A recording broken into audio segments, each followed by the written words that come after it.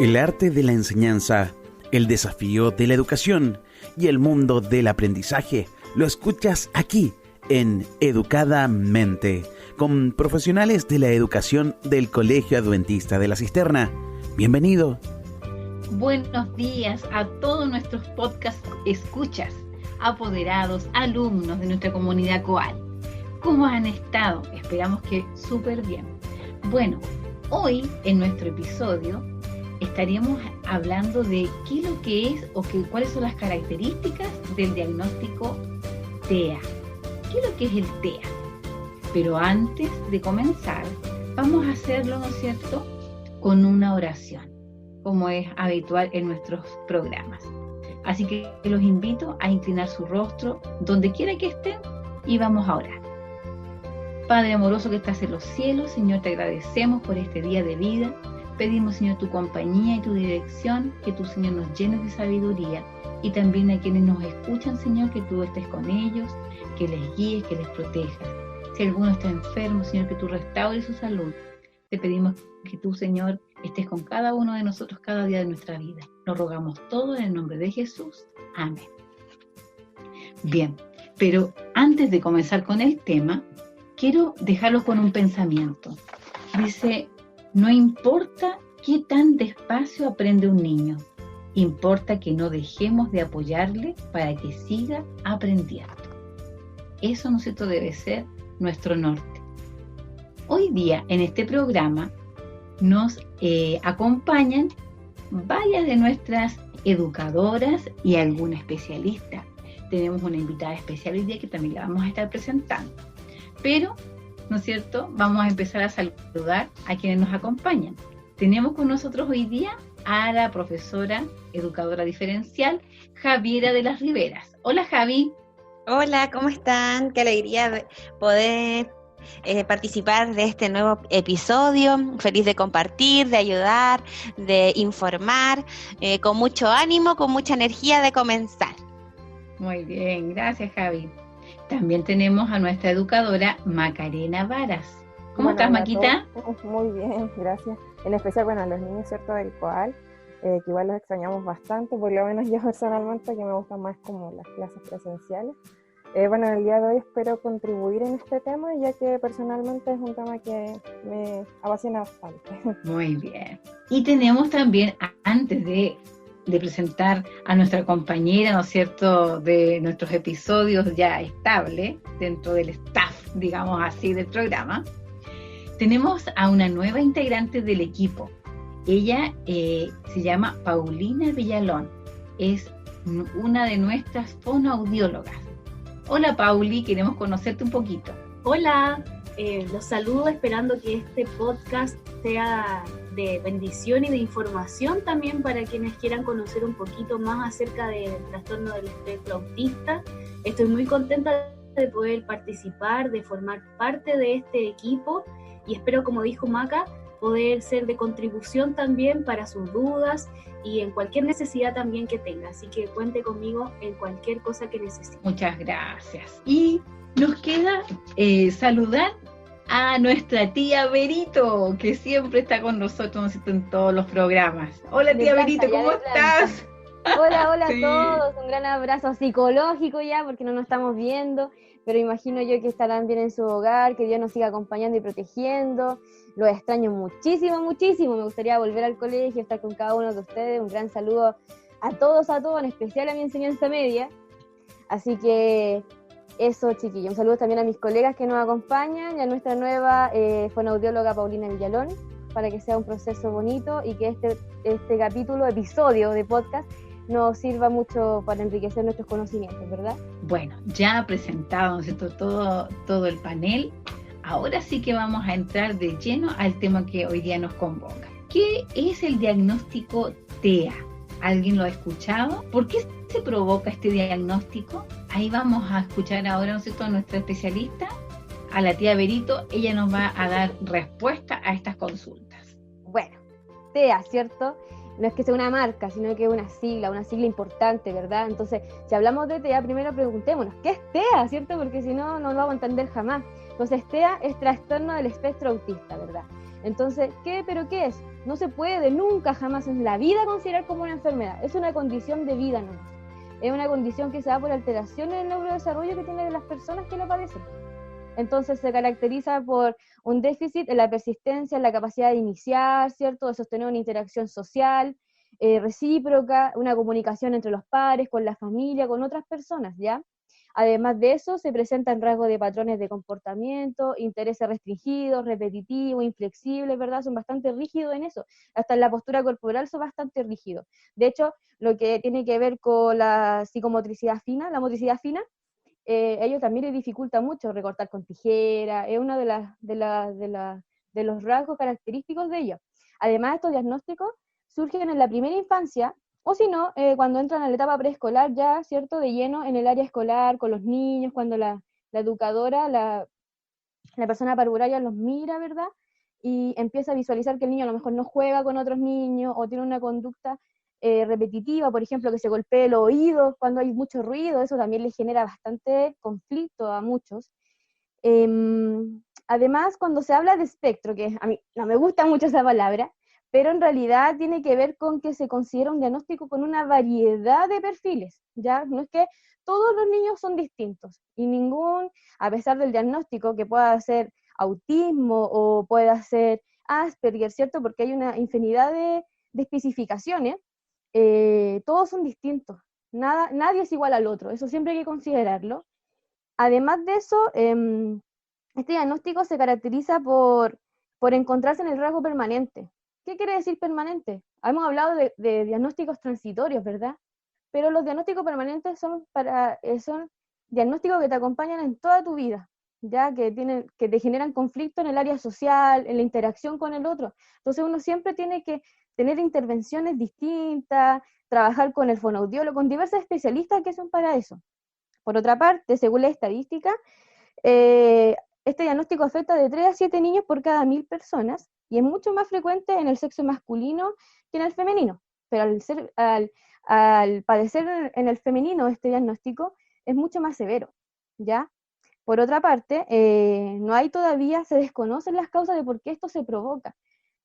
Puede ser desde los genes, o problemas durante el parto, o durante el embarazo, ¿cierto? O también por variables ambientales, tía Paula. Gracias, tía Berito. Qué bueno que tú nos aclaras ese punto. Es una condición, no una enfermedad.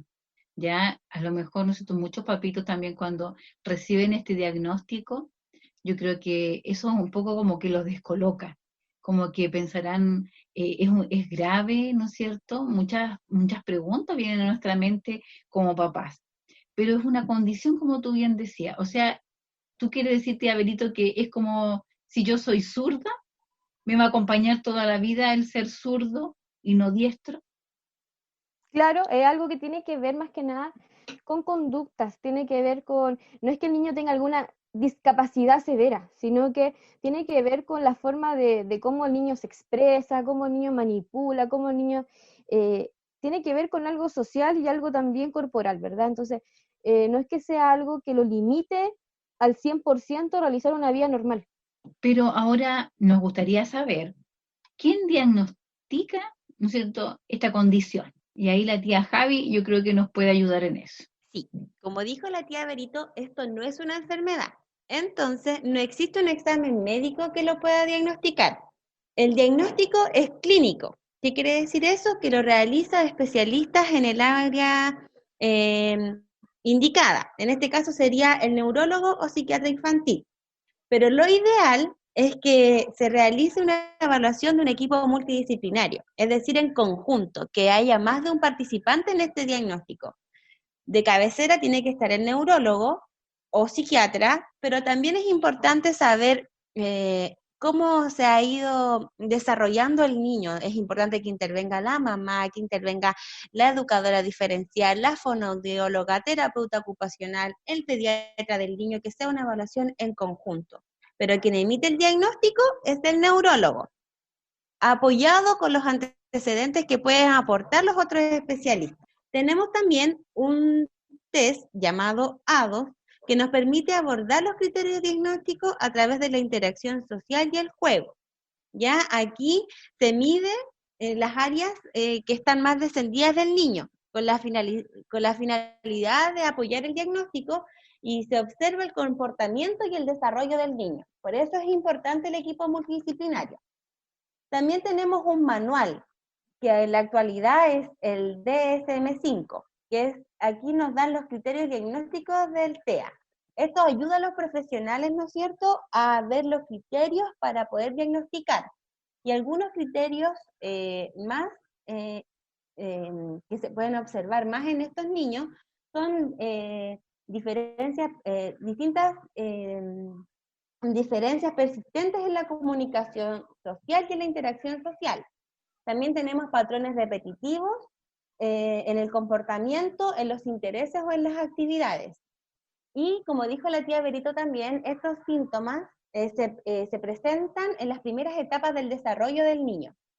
¿Y cuando podemos nosotros decir, en realidad mi niño tiene TEA? Es cuando estos síntomas causan algún deterioro significativo en el funcionamiento habitual, que no quiere decir que no va a lograr los objetivos, sino que a lo mejor dificulta más el proceso.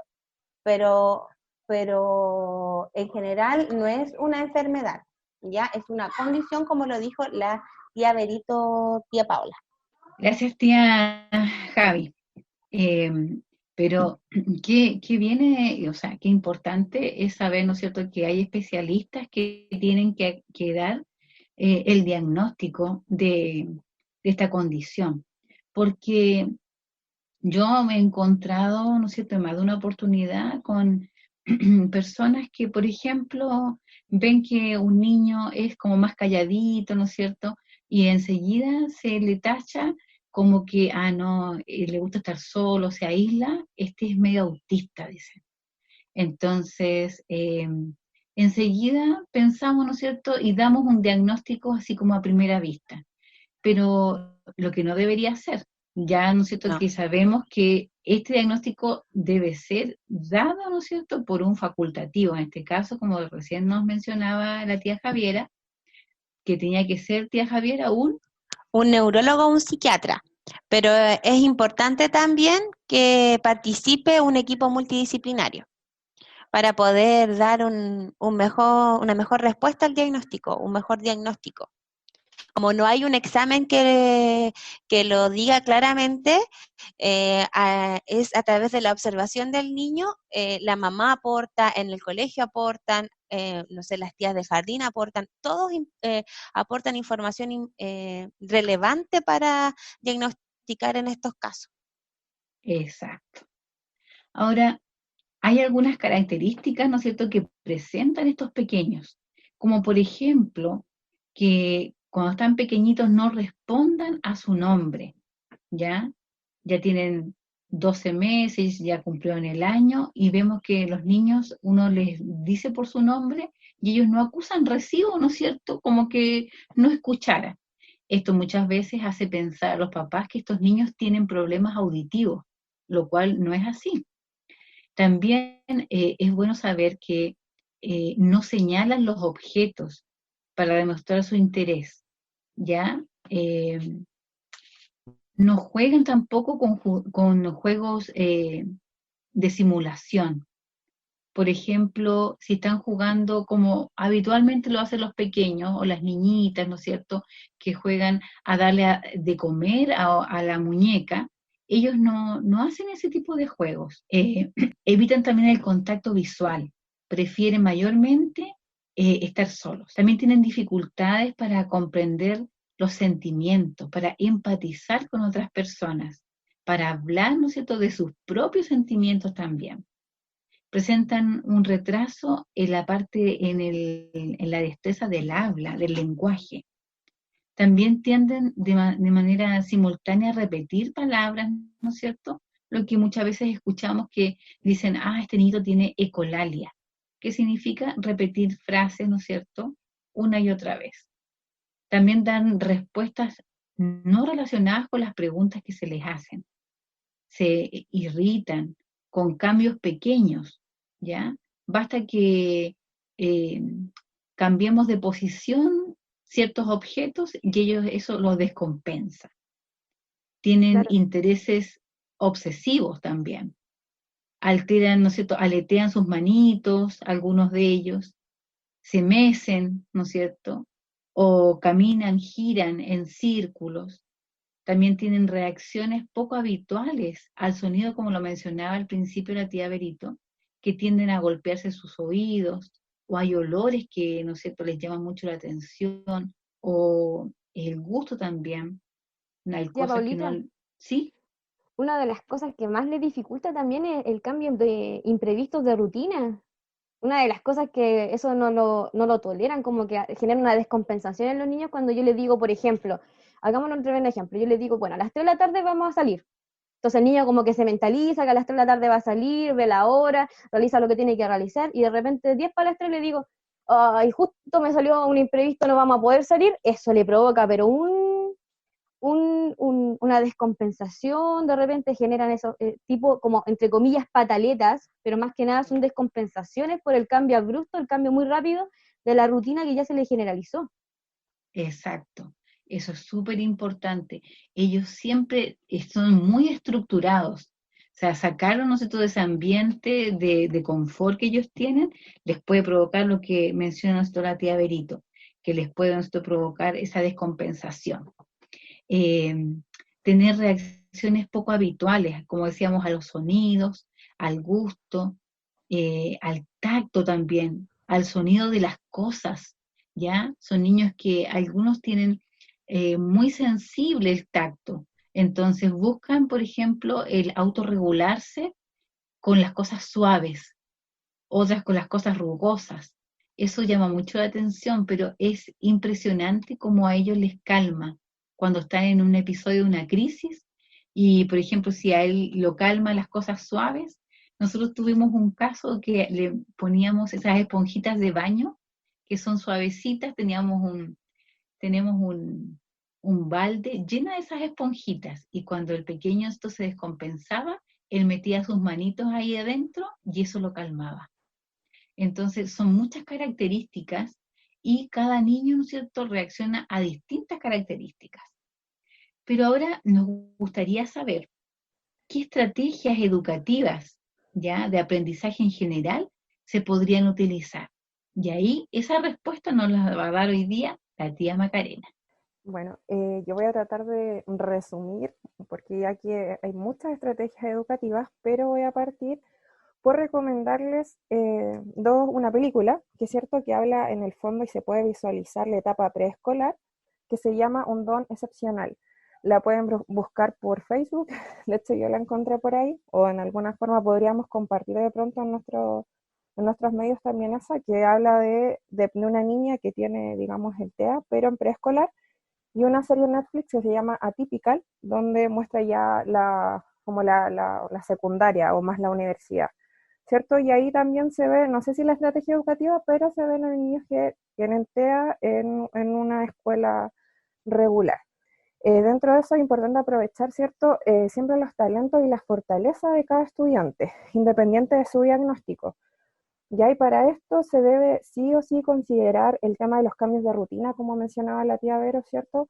Al momento de implementar algún tipo de estrategia, considerar lógicamente sus características, su tópico de interés, y lo importante acá es que estos cambios de rutina no sean demasiado abruptos, y por eso también se crearon diferentes intervenciones. Yo les voy a mencionar algunas. Bueno, para iniciar hay intervenciones psicoeducativas que tienen que ver con la integración sensorial, ya que ellos poseen algunas dificultades en este procesamiento sensorial, la integración auditiva, existe también la musicoterapia, la arteterapia y la terapia asistida con animales, ya con diferentes tipos de animales. También dentro de las intervenciones conductuales está el método TEACH, donde en realidad, a grosso modo, todo su contexto, ya sea educativo del hogar, se van implementando diferentes estrategias visuales para que el niño logre internalizar la rutina y se vaya regulando la conducta. Está el PECS también y el ABA. Bueno, ya les mencioné, ¿cierto? El TIT y el PECS en realidad tiene que ver más con un sistema que inicia o promueve la comunicación, ya que en algunos casos algunos niños no presentan en forma fluida su lenguaje verbal, solamente mencionan quizás algunas palabras, obviamente va a depender de la intensidad de apoyo que el niño requiera, y también está el hada que busca, busca a través del refuerzo positivo o negativo, va agregando o quitando ciertos estímulos, ¿cierto? Para que el niño extinga una conducta, la aumente o ¿cómo se llama? O la disminuya, ¿ya? Para todo esto ocupo los sistemas aumentativos alternativos de la comunicación, más conocido como los famosos pictogramas, ¿cierto? Donde ellos buscan en el fondo anticipar al niño su rutina desde que se despierta hasta que el niño finaliza su jornada. Para todo esto busca disminuir, ¿cierto?, su ansiedad que es provocada por estos cambios de rutina o de frecuencia en su día, ¿cierto? Sugerencias generales dentro del aula que nosotros podemos ver quizás en los colegios ya más regulares que tienen programa de integración. Es importante considerar siempre la ubicación dentro del aula del estudiante, los grupos de trabajo, ¿cierto? Que ojalá que sea con algún tópico de interés, donde ellos también se sientan quizás como más a gusto con ciertos compañeros que con otros, entrega de instrucciones claras, realización de actividades, guías o trabajo, ¿cierto? Siempre tratando de fomentar quizás algún área, las evaluaciones, dar diferentes formas de opción de evaluaciones, quizás si a lo mejor no le gusta probablemente el exponerse a tanta gente o a tantos compañeros, quizás buscar una evaluación que sea un poco más que le facilite más a él desarrollarse bien, evitar la sobrecarga sensorial. Sabemos que en la sala hay mucho ruido, ¿cierto? Mucho grito, que la profesora de repente habla más fuerte, etcétera, etcétera. Y siempre tratar de utilizar apoyo visual e ir anticipando todas las actividades con el fin que decía, ¿cierto?, de que el niño pueda desenvolverse de la forma más cotidiana posible dentro de la sala de clase. Muchas gracias, tía Macarena. Bueno, pero también tenemos otros especialistas que trabajan con estos pequeños, y este es el caso, ¿no es cierto?, de nuestra fonoaudióloga. Entonces, ¿de qué manera, no es cierto?, la fonoaudióloga trabaja con estos pequeños? Sí, como decía Javiera, las otras especialidades que apoyan el diagnóstico de TEA entonces son los fonoaudiólogos y otros especialistas del staff de la rehabilitación, ¿verdad? Sabemos que el diagnóstico inicial los da un neurólogo o un psiquiatra infantil según la guía clínica del TEA, y ese diagnóstico se debe apoyar siempre por el diagnóstico de un fonoaudiólogo que entrega la información acerca de la forma de comunicarse del niño, si es verbal o no verbal, qué habilidades utiliza para comunicar sus necesidades, etc.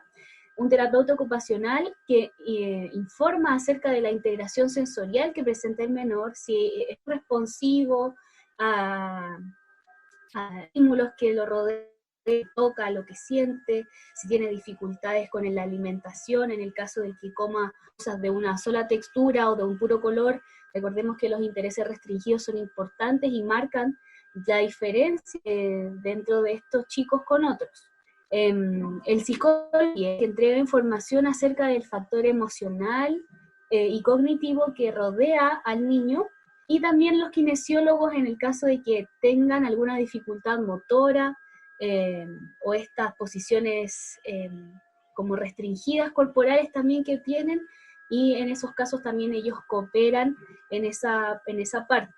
Ahora, dentro de la fonoaudiología, ¿en qué parte del lenguaje se ven afectadas y dónde intervenimos como fonoaudiólogos? Los síntomas más evidentes de los niños con TEA es que en la comunicación inicial del menor tenemos alteraciones en los precursores del uso, que son el contacto ocular, la sonrisa social, las conversaciones iniciales con su entorno, cuando empiezan a balbucear, cuando empiezan a pedir, apuntando, ¿cierto?, algunos objetos. Estas cosas se ven alteradas en estos pequeños. No solicitan, no hacen imitación de gestos ni de sonidos, tienen dificultad en la intención comunicativa, son muy solitarios en ese sentido, no logran interaccionar de una manera adecuada con su entorno.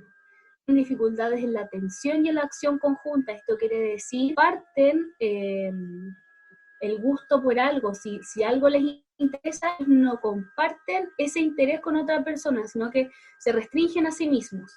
Y estas alteraciones se aprecian descendidas, como les comentaba, y afectan directamente la pragmática, que es el uso social del lenguaje. Tienen turnos a posterior, no logran entender que la conversación se compone de más de una persona, entonces solamente ellos quieren hablar todo el tiempo y de un tema que a ellos les interesa. Entonces restringen el tópico también y hablan solamente de lo que les importa y tampoco logran atender a los quiebres comunicativos. En el caso de que hay algo que interrumpa la conversación o la comunicación con dos personas, no logran cuenta ni de reparar este quiebre y siguen ensimismados en lo que están hablando.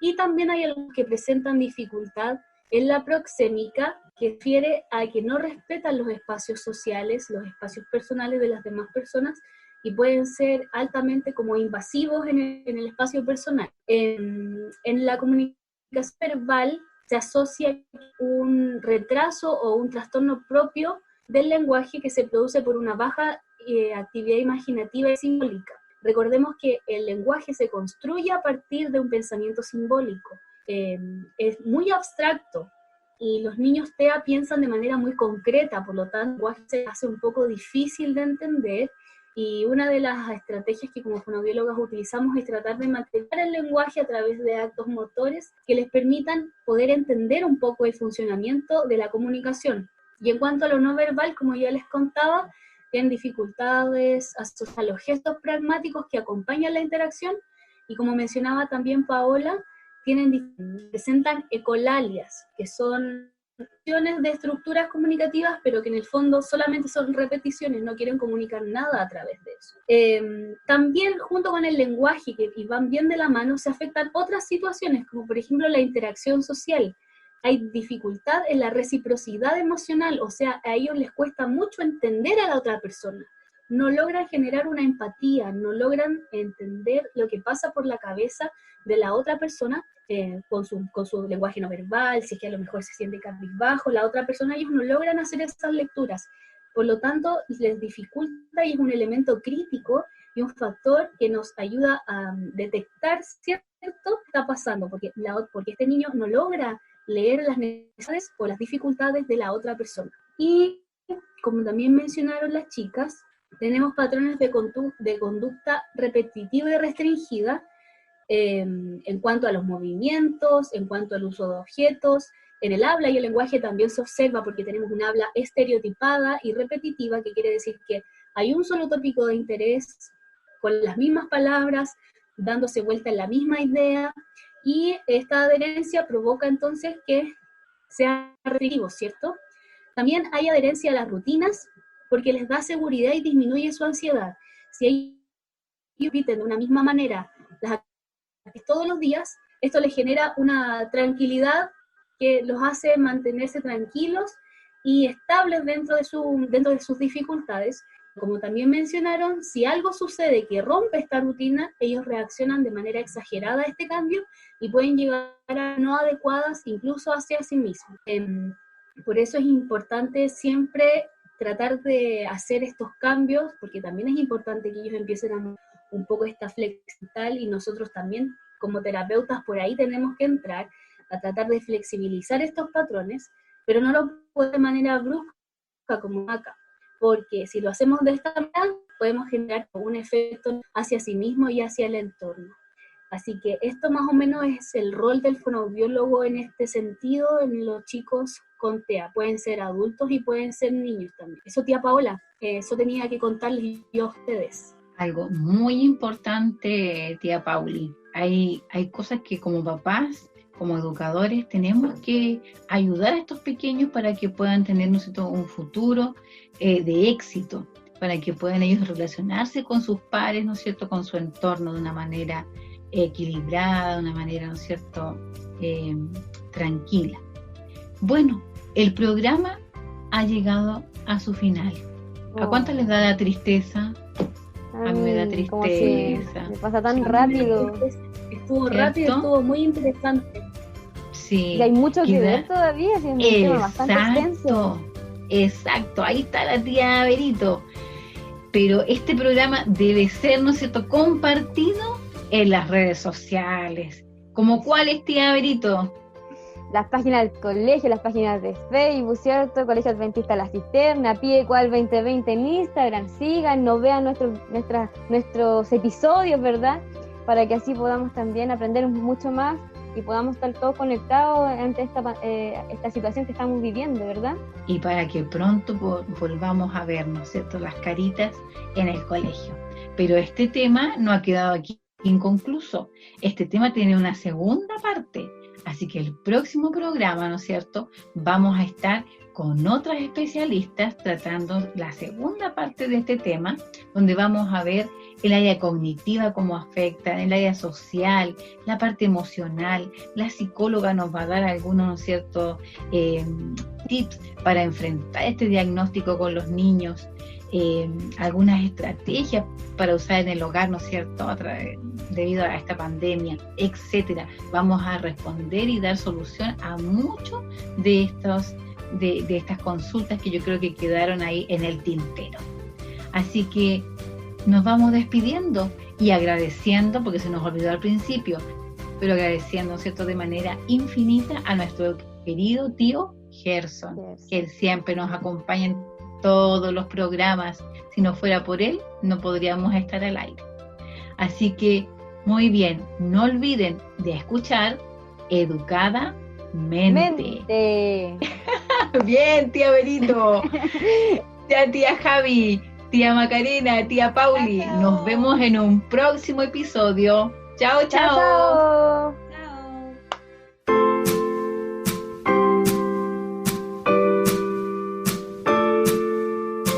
Suscríbete a nuestro podcast en todas las plataformas y recuerda, la educación es el arma más poderosa que puedes usar para cambiar el mundo. Hasta la próxima.